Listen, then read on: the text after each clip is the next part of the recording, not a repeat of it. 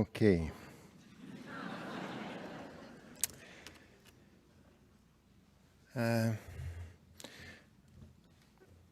You laughed a lot, make laugh the people. And I have a problem with, we are talking about people who are being killed, talking about people about wars, that's fine. I have a problem with the way you are putting things here. First, when you said the first remark, say, okay, you know what, total, these are the first letters of totalitarianism, because Islam is a comprehensive religion, by the way, exactly like Judaism and Christianity. I never met a rabbi, a Christian, telling me you are with God on Saturday and with the devil on Monday, what is that?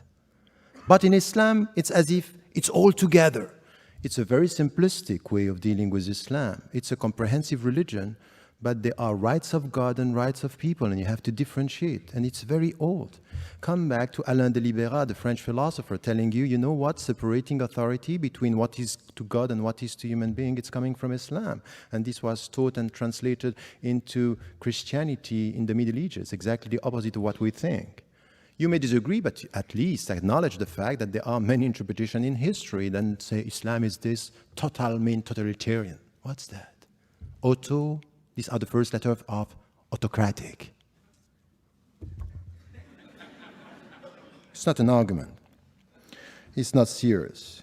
And as I said, yes, we are talking about reading. And by the way, it's for all the texts. It's the same for the Marxists. You know quite well about the Marxist tradition. And you know what some Marxists did with the text? It means that everything that Marx wrote was bad? No. Once again, it's a serious matter here. When we are talking about interpretations, I mean it. I mean that, yes, there are people using the text in a way which is not, and you have historically to acknowledge the fact that you yourself might have read some of the text, not in the good way. So this is the second point. About now the cartoons and some of the things that you were referring to.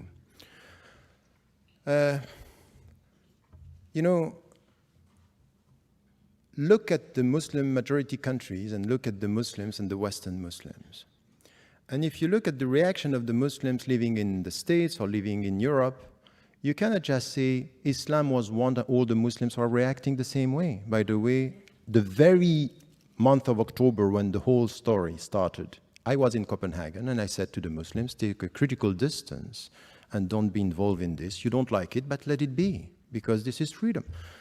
The point is that you are not making because you are reducing something which is, the cartoon was all about freedom of expression. You don't speak about the instrumentalization by politicians and governments in Muslim majority countries and even in the West about the whole story, because this is too complex to be put in. So many authorities, many scholars, and then you come with who are the Muslims who are able to speak. If you read some of the things that I'm doing or writing, you would say that, yes, I acknowledge the fact that there is a crisis of authority in Islam. But please, don't tell me today that you didn't hear the Muslim voices around the world criticizing and saying this is unacceptable to kill the people in the streets in New York, and the condemnation was widespread by the scholars. If you don't hear, of course, there's, not less than 12 councils of Muslim scholars around the world, from Amman to Istanbul to Paris, Dublin, were condemning this. It's as if they don't speak. Because at the end, when the people are calling to kill for killing, they are heard. But when people are condemning what is done in the name of the religion, it's as if they don't speak. It doesn't make the headlines. But I'm telling you that some scholars did it and said it, and I was one of them. And you know what is very interesting in the whole discussion? That when the people like what I'm saying, say, you know what he's saying is good, but he's alone. Minority, it's open, but he's alone. But when the people don't like what I say, you know why? He has huge followers. So depending on if you like or not what is said, you have followers or not. So I can tell you something, that the mainstream Muslim presence in the West, in many Muslim majority countries as well, acknowledge the fact that they are critical towards the use of the religion. Now, many Muslims, yes, would support, and I did this, and by the way, I was banned from this country mainly for that, are saying, for example, that the Palestinian resistance is legitimate. And I said that, and I repeat this here. But I also said that the means used to kill innocent civilians and innocent Jews in an Israeli in Israel, I cannot accept that. Have you heard that? I said it. So, and I am not alone. I'm not alone. So once again, it's many interpretations. Listen to this and also be respectful of this diversity and the way the Muslims are dealing with this. So the fatwa, the legal opinions, are coming from everywhere when you speak about some of the issues, because you know it's sensitive, so you put it in a very simplistic way. Women, violence, Hamas, and all this together, it gives the impression, oh yes, this is right. But you don't give the people all the interpretation, everything which is done in every one of these fields, coming from the Islamic tradition and scholars of today, trying to improve the status of women, trying to condemn violence and to promote justice and peace. You also have to deal with this. At the end, you may have a problem with religion much more than with Islam. And to tell me at the end of your speech, the only right solution is a secular, godless constitution in the United States of America, I think is problematic. Because I don't think it's a godless nation here. There is a reference. So, no. Only the Constitution. No, only the Constitution. No, but I don't think that even the politician and even the president of the United States of America is referring to something which is a godless secular system. Or I don't understand all the speeches I listen to. But the point is that my way of dealing with the secular or separating authority, I don't have a problem with separating authorities. I don't have a problem with this. And it's even my solution in Israel and with Palestinians. I want one state where the people can live together under the same rule of law. But it's as if we agree on this in France, but not really in Israel, because it wouldn't be Israel. So it's a selective, not consistent approach. I want you to say this everywhere in that way, and then you are saying it, but I would say that the people who are uploading sometimes, they want this for some and not for all. So let me tell you something. I'm critical from within, and I think that I'm far from being the only one. And from within the Islamic tradition, listen to also, for example, the Western Muslims, who the way they were dealing with the September 11th, the way they were dealing with the cartoon crisis, the way they were dealing with fitna. Many of them were saying, no, don't be involved. In the United States of America, how the Muslims reacted to all this controversy on the mosque here in New York, or in burning the Quran Day. Listen, were they all violent? Or have you heard some voices of reason and peace in this country? I think if you are honest, you heard these voices of peace, of people referring to their religion and saying, we are Americans and what we want for this country is a peaceful, proactive existence and coexistence. I think that this is also coming from their ethics, their values, and you have to value this as being the future. So to dream of something which is a godless future, I think it's a wrong dream. But to be able to deal with all this diversity and to listen to the voices, instead of rejecting an entity as something which is bad per se, let us look at the people who from within are trying to do good with what they are and what they believe in. I think that this is the way forward for all of us, and this is the way I would put it for the future. And I'm not talking about wrong Muslims. I'm talking about a critical debate among Muslims, and I hope that you yourself, with the people who are supporting some of the views, you are also critical about the way you sometimes reduce the other to an alien presence, not helping us to get to a better understanding, a critical debate. Sometimes I'm just lost with the way you put things because the debate is closed before it started. Thank you. Right.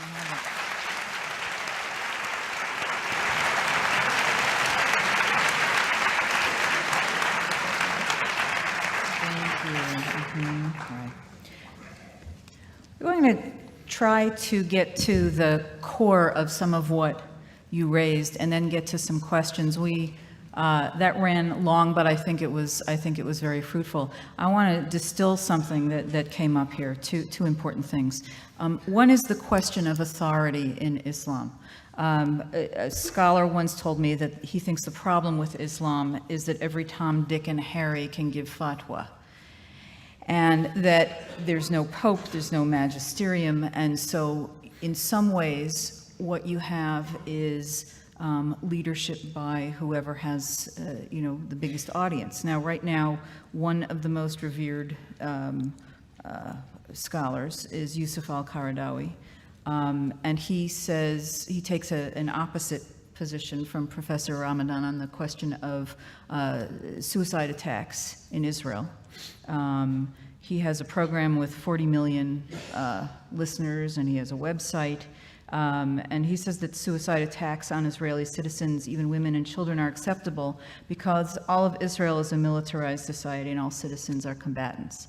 So the question here is, he's got this very large audience, and since there is no arbitrating authority, there's no single authority, is not what Islam becomes whoever has the biggest audience, has the sway in what the faith is? I think that I think it's true. If we look at what is happening now in the Muslim majority countries as well as in the West, that there is something that we can call a crisis of authority. In the book Radical Reform, I'm tackling this from many viewpoints, and not only from political discussion. It's really even in our way to deal with sciences, human sciences, ethics, we have this problem. When you don't know how to manage diversity, it ends up with division and not knowing who is leading. And this is the way. We don't have a church, so we have diversity in Islam. So we have to know how to manage this, and it's problematic. And I would say that if you look today at what is happening, even though we have this crisis, if you look today at what is happening around the world, you will see that we have many councils. Still, the mainstream is not promoting, violence and extremist views. The mainstream is promoting, what is said, for example, about Western Muslims or Muslims living in Muslim majority countries is about transparency, no corruption, democratization. This is the mainstream that is coming. Now we have voices. And you speak about Yusuf al-Qaradawi, and you were saying that I was one of supporters of him. I have one position in everyone and everybody I'm dealing with, in history, in the past, and as is in the present. I read what is said, and I try to be selective. So, for example, on that point, killing, I said, no, I disagree.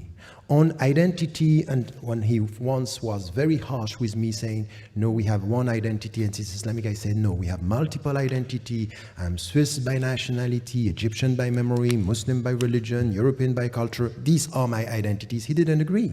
So I talk to people, but I know that on this, for example, in Israel, I disagree with him, but you cannot reduce Yusuf al-Qaradawi in the world today to this position, because he had many other positions on women, on the society, on democracy. He is promoting something which is, he called democracy in the Muslim majority country, that you have to consider by saying, okay, on this we disagree, and on that we need to have a critical debate. You cannot just, because one position, we don't like one position, we remove the people from the landscape. No, they are part of the landscape, and they are heard in the Muslim majority countries. So this is my position on that. Well, I'm certainly not going to criticize Islam for not having a pope. And in fact, it would be your vis-a-vis in this discussion was horribly in error in any case, in that Christianity never had only one pope, and still doesn't. I mean, there were several Catholic claimants to the papacy at different times, just among Roman Catholics. But today, I mentioned one of them, the Pope of the Coptic Christians based in Cairo. The Eastern Orthodox don't call their leader the Pope, they call him the Patriarch, but the Christian world is full of Pope types, usually anathematizing one another. The Pope is just the word that innocent Americans use for the man who claims to be the leader of the Roman Catholics. So I don't think it's possible, in fact, to have a moral authority within religion, because I think the two things are so sharply divorced. But this doesn't lead to just chaos, because, and it certainly doesn't lead to the dictatorship of minorities or extremists. I'll give you two examples quickly. In the case of the moral blackmail of Denmark that was backed up by a physical threat to destroy its economy and burn out its embassies across the world, well-coordinated attack of sabotage against a small European democracy. The organizing group was a thing called the OIC, the Organization of the Islamic Congress. Groups all the Muslim countries in the world. It's an increasingly powerful lobby at the United Nations, hopes to pass an international resolution forbidding all criticism of religion, all forms of blasphemy and profanity. Every ambassador of those countries in Copenhagen went to Mr. Rasmussen, the Prime Minister of Denmark, and told him, under the threat of violence, he should change his law so as to allow him to determine what went into the Danish newspapers. And when he said he couldn't do that, things got a lot worse. Now, that's the ambassador of Egypt, and the ambassador of Turkey, and the ambassador of Algeria, important countries, in the case of Egypt, containing an enormous Christian population, coming to you as if they spoke for a religion. Either this claim is true or it is not. It's self-evidently not true, but it is certainly made. Let's be in any doubt about it. And let's have any doubt that it means to extend its influence over the people who are sitting in this hall.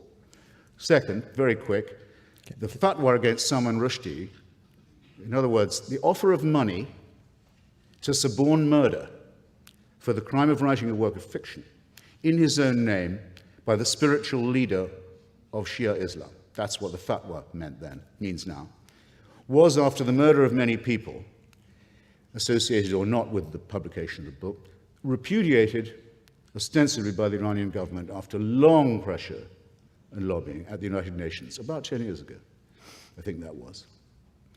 But I've been since then, I've had the pleasure of going to Friday prayers at Tehran University, twice, to hear the sermon. And on both occasions, there were banners and slogans saying that the Imam's holy sentence against Salman Rushdie will never die. It hasn't died with the Imam. Khomeini's death warrant will always be carried out. Not, I think, a very good use of the premises of a university. I can't speak for whether it's a good occasion for Friday prayers or not. Well, it brings me to a second point. You see, there's something shady involved here. Some people say that Islam and Islamists give themselves permission to lie to non-believers. It sounds like the sort of vulgar, paranoid thing that an Islamophobe would go around saying, doesn't it? It's very easy to disprove, except that it hasn't been, as that example will just illustrate. And these are not minor threats. These are threats to the very core of what we believe is the essential thing for a society, which is the ability to ask questions, to read the books we choose, to pursue unfettered investigations. And these are flatly negated by the claims of a religion that says it is the answer to everything. Can I respond to this? Because Yes. really, I think I that... think you must. no. Is the Taqiyya question? No. The Taqiyya question is no, the point is, on the cartoon issue, the way you are translating things is problematic. Let me just come to some of the facts here very quickly. The first thing is that it happened in October that the cartoon were published. Between October till January, nothing happened. And I met the Muslim organizations in Denmark, and I told them, and many were of the opinion, don't react. The ambassadors of Muslim majority countries and Arab countries mainly asked the Prime Minister to meet with them. He refused. And my position that he made a mistake here, because he should have met them, telling them, I have no say in this. It has to do with freedom of media. This is not of my business. He didn't do this. They took it as humiliation. They went back. They bought the tickets. No, but look. Easily. No, let me finish, because we will come to the point here. They went back and they bought the ticket of a group of Muslims, among them Muslim leaders in Denmark, to go to Muslim majority countries to just present what was done. Tell me, Egypt is ruled by Islam? Is it Islam which is used there? Mubarak is a secular president, isn't it? Syria is a Muslim leader or is a secular state? All the main societies where the government used this, because you know what happened, is it's easier to use the people to tell them against the West you can demonstrate, but not against the government, which is an autocratic government. So it's not religion, it's political instrumentalization of popular emotions against the West just to make it a religious issue. You cannot just avoid talking about political instrumentalization of countries where there is no democracy. And these countries are not Islamist countries, they are secular, autocratic countries. On your third point, I can't possibly disagree with you. Of course, there's a great deal of opportunism and demagogy, and I'm certain hypocrisy as well. And in fact, I will say that I've heard you and seen you saying that before, and I agree. I don't think I would classify a country that hauls the Christian leader of its minority onto the TV to say, no, it's not possible. It could have been any. Exactly the same, political instrumentalization. No, to give you a trivial example. Instrumentalization. No, I would not. Nor would I describe the Alawite regime. It's an Alawite sectarian regime, not a secular one, that is funded by Tehran and is the funder of the murder gang Hezbollah as secular either. No, don't insult me. Not that it really hurts me that much. I don't feel humiliated or anything. All right, no, we're going to take some apparently the leader of a proud country like Egypt, when a demand he makes to interfere in the internal affairs of Denmark is not met, feels I'm sorry, just to end this discussion for me on my side is the only fact that you acknowledge that there is a political instrumentalization of religion and you say I'm right, that's enough for me. This is exactly what I mean. Good. Can we wind that one up? I actually think that... And earlier you were trying to tell me what Karl Marx said on the subject. Yeah. That's your job. Valuable exchange. I think that was worth hearing. But I know that there are people in the room and also listening in from the satellite sites who want to have some of their questions asked. And a few of them are along these lines, and they actually are aimed at you, Mr. Hitchens, because of your ringing endorsement, really, of a secular society and atheism. A question from Vail, Colorado. Do Jewish, Christian, or other religions have a greater claim on being religions of peace than Islam? I mean, is your beef really with Islam, or is it with all religion? Well, I'm sorry the comrade from Yale tuned in so late. I mean, late enough to miss the first 4 or 5 minutes of my 10-minute introduction, devoted to a close exegesis of Professor McCulloch's realization that Christianity had out-genocided and out-warred and out-crusaded itself, finally by 1914.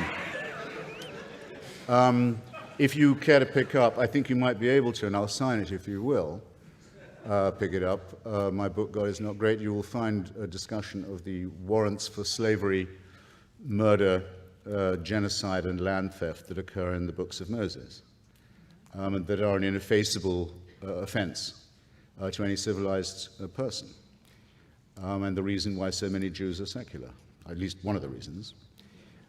So again, I could go on, but I really feel I don't need to. Okay. A corollary question, maybe it's just something funny, would atheism be a non-religion of peace? No. Somewhere here. No, there's something probably very slightly intolerant about atheism, at least so I hope. I might just say though, because I really think Professor Ramadan misunderstood me. When I say the American Constitution is godless, I mean, I was quoting the title of a famous study of it by Professor Israel Kramnik. What I mean by that is to say, the US Constitution only mentions religion and God in its preambles when it means to say the ways in which they must be kept out of the public square. That happens to be a fact about our Constitution and the reason why we still have it. Otherwise, the Republic would have been destroyed long before. And that its First Amendment says that religion can be no business of the government, a statement no Muslim society could begin to make. Thank you.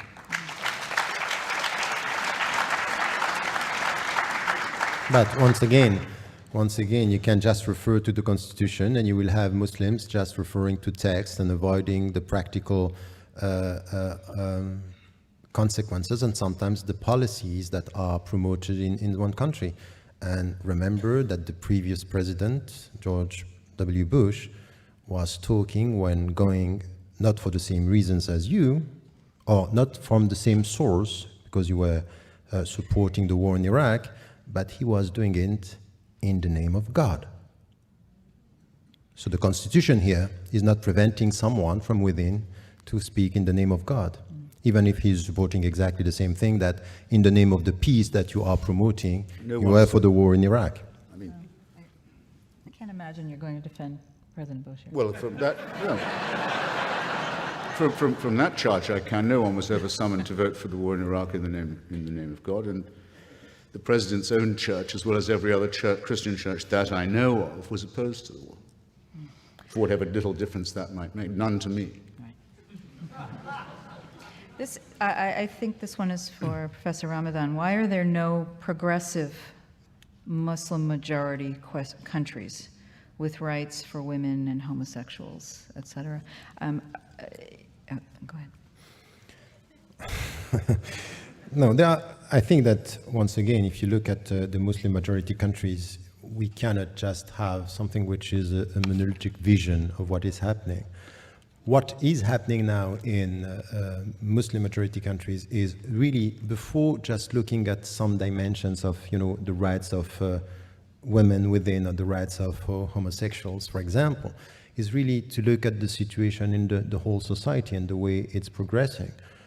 Now we have the great majority of the Arab countries, they are under dictatorships. There is no freedom. Religious or secular society, this is the same for all. So if you look at this and you are expecting from within an evolution in this society, forget about it. Look now at what is happening in Turkey. Turkey is changing, moving towards something which is a more democratic system. And you see within that are rights and discussion and critical discussion that are possible. So I would say that you cannot essentialize history and say the Muslims cannot do this. It's evolving and it's changing, and it depends where you can have this kind of discussion. And the first, because there are priorities, the first is really to go towards democratization and transparency in the Muslim majority countries. And if you go to Indonesia, even though we are far from a perfect system, you have much more discussion in Indonesia today about the principles, the critical reading of the text than you have in Arab countries. So I would say it's evolving, there is no status quo, and now what is also interesting is look at what the Western Muslims living in democratic system, when they can express themselves, when they are enjoying freedom and they are not under the political pressure, what they are producing as the Islamic contemporary thought. It's moving. We are talking about citizenship. We are promoting women's rights. We are promoting the rights of the people to live and to be respected without discrimination. So look at the different historical setting and you can see that it's moving and it's changing, and there are new answers for new challenges coming from Muslims. Are you saying Turkey is moving in a progressive direction as it becomes more Islamist? Is that what you're saying? That's quite interesting, the way you translate what I said. Yeah.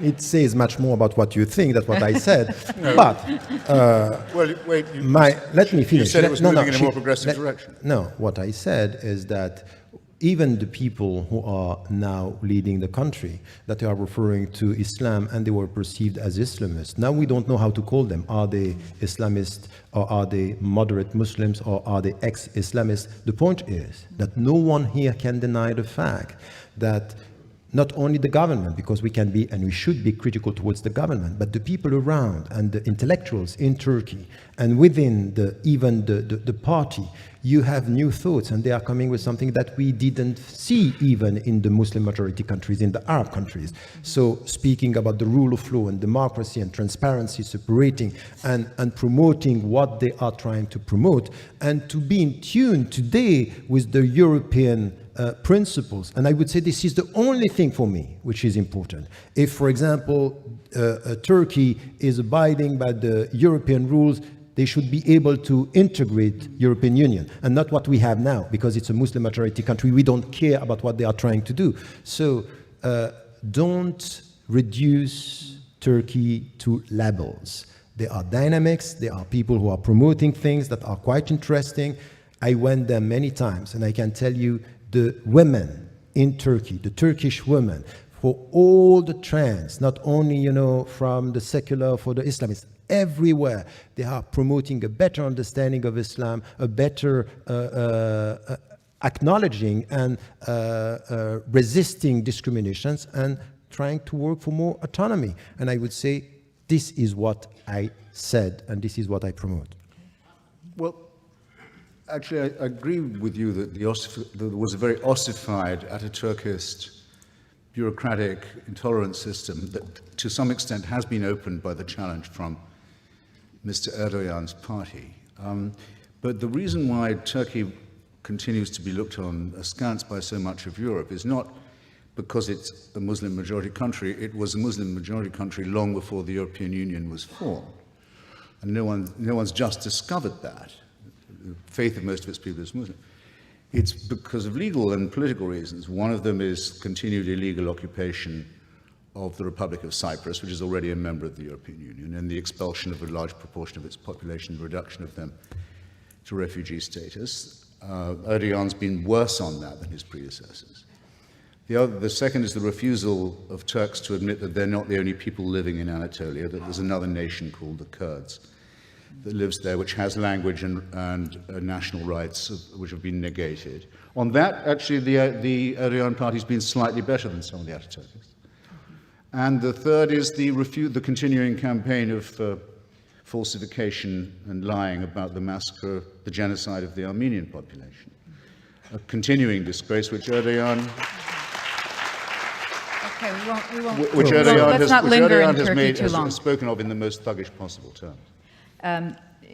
A question from Pittsburgh here. Is there an acceptable literature of interpretation of the Quran similar to the Jewish oral Torah? Does that make sense? Yes, of course. You know, if you come back to the classical Islamic tradition in what we call fiqh, law and jurisprudence, and ethics, and you know, we have a huge classical tradition. The problem very often is that the Muslims themselves, they neglect and ignore their own tradition, but also the people who are coming to Islam, they are just driven by headlines, and they are simplifying the reality of, you know, you can get a PhD in the States or anywhere in the West without having one notion of what is called Islamic philosophy. While the Islamic philosophers, the philosopher referring to Islam as much as Maimonides and so many, we only know Averroes because he's very close to us.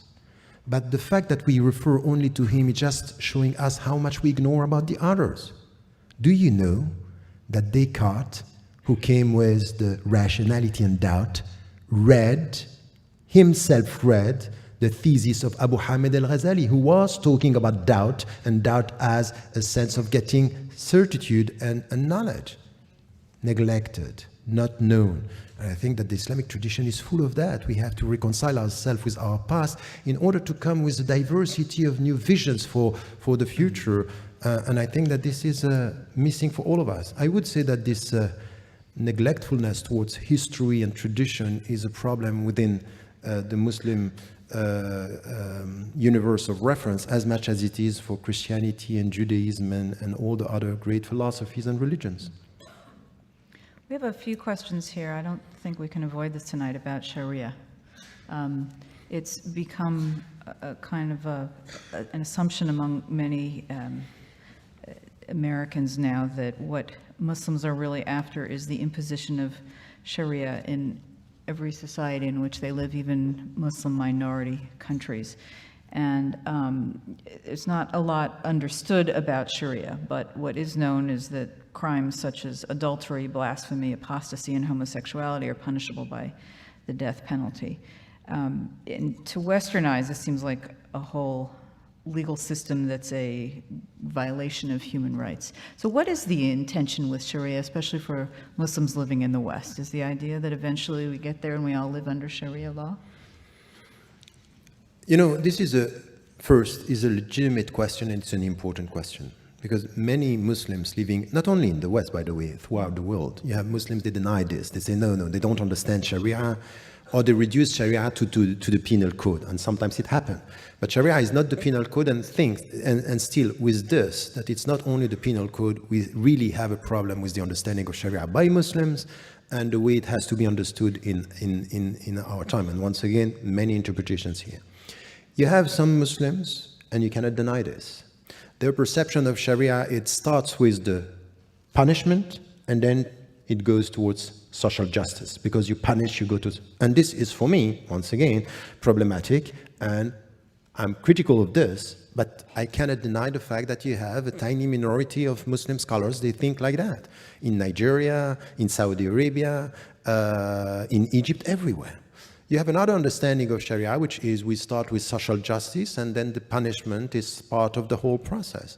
And my position, I wrote many times on that, for example, in Western Muslims and the Future of Islam, the understanding of Sharia is the way towards faithfulness, in which way we are faithful to some of our principles.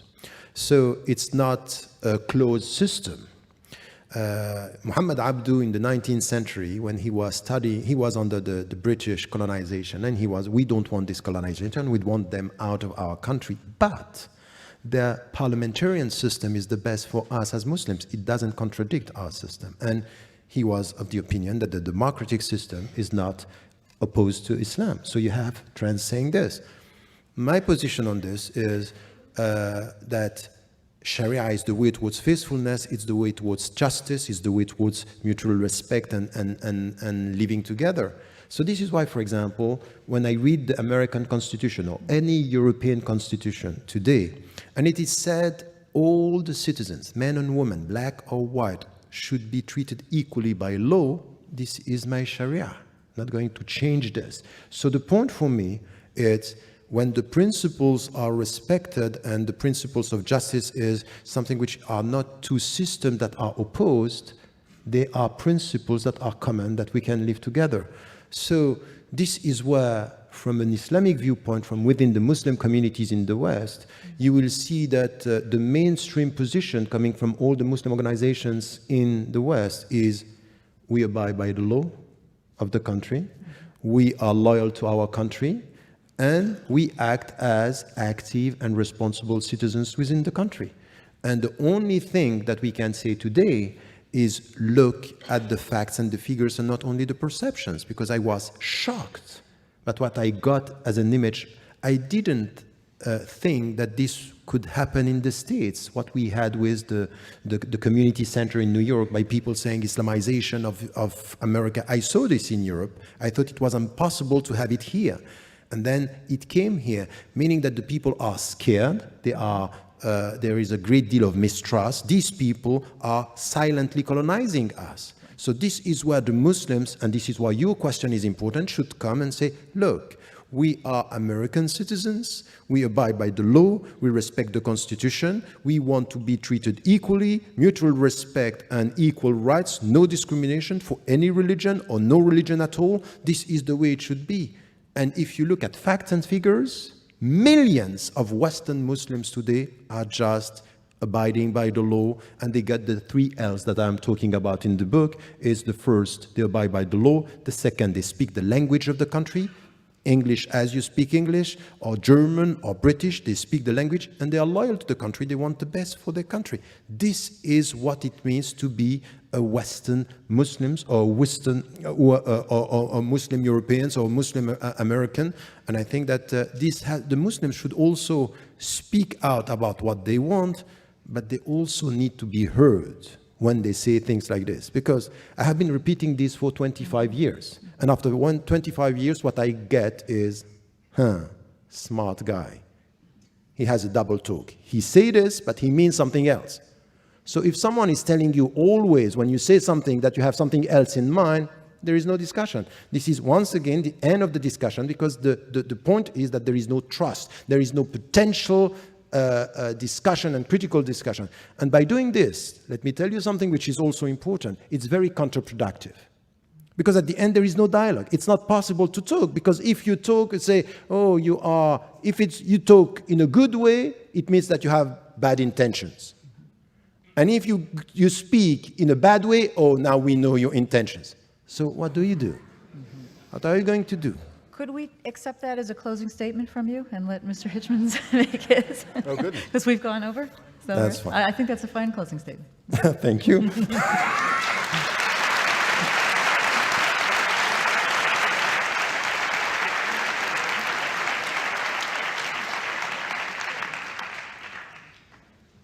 Do I get the same question? I don't mind. Would you like to close with that? On Sharia. It really is. I find No, it's okay, the big I question. like surprises.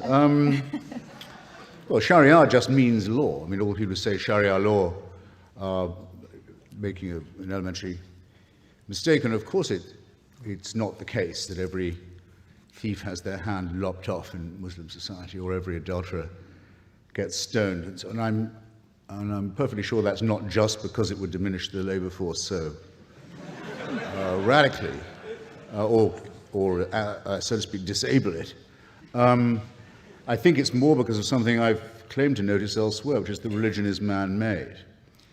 And so there are enormous discrepancies in how these things are promulgated and also how they are enforced. And most countries and societies come quite early and easily to the conclusion that their own religions are, in one form or another, not really practicable. After all, in Saudi Arabia, a woman can't even drive a car, whereas in Iran she can vote, not for much, but she can, as much as a man can, let's say. Her vote can be stolen and degraded as much as her husband's or her brother. There's an infinite variation. I don't know.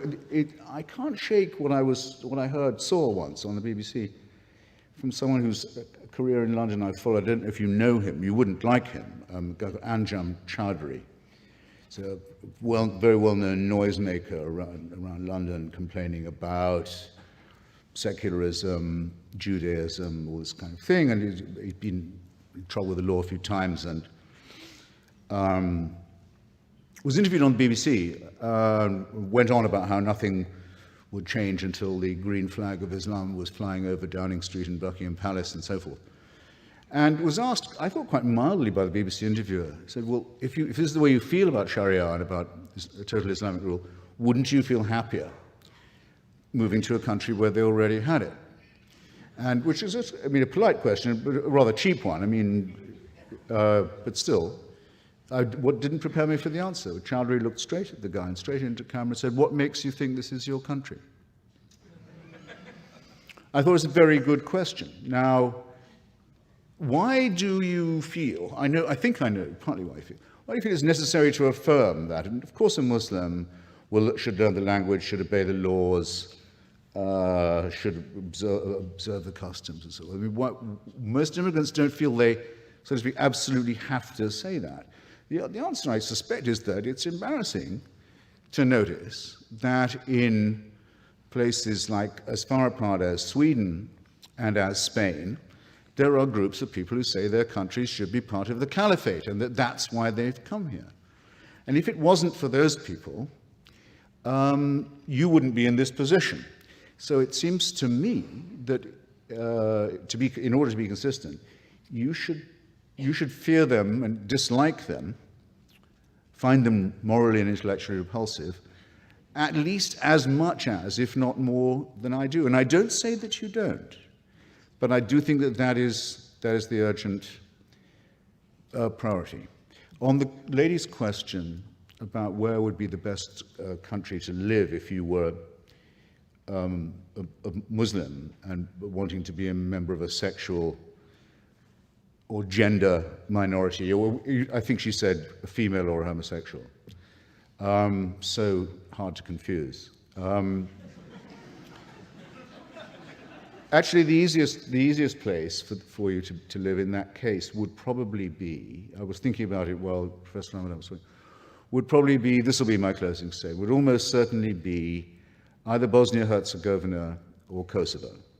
Culturally Muslim, democratic, open societies in southern and Balkan Europe that were saved from obliteration by the power of the United States, which has never had a word of thanks for what it did in that country.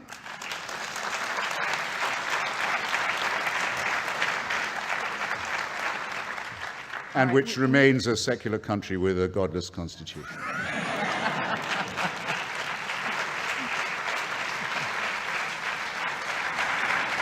That's a note on which we can end. Which is the last best hope of humanity. Thank you. All right. Thank you both.